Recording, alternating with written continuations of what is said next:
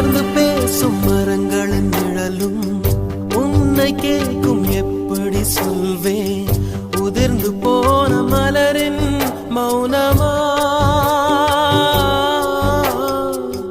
தூது பேசும் கொலுசின் மொழியை அறைகள் கேட்கும் எப்படி சொல்வேன் உடைந்து போன வளையில் பேசுமா உள்ளங்கையில் வெப்பம் சேர்க்கும் விரல்கள் இன்று எங்கே தோளில் சாய்ந்த கதைகள் பேச முகமும் இல்லை இங்கே முதல் கனவு முடிந்திடும் முன்னமே தூக்கம் கலைந்ததே நினைத்து நினைத்து பார்த்தேன் நெருங்கி விலகி நடந்தேன்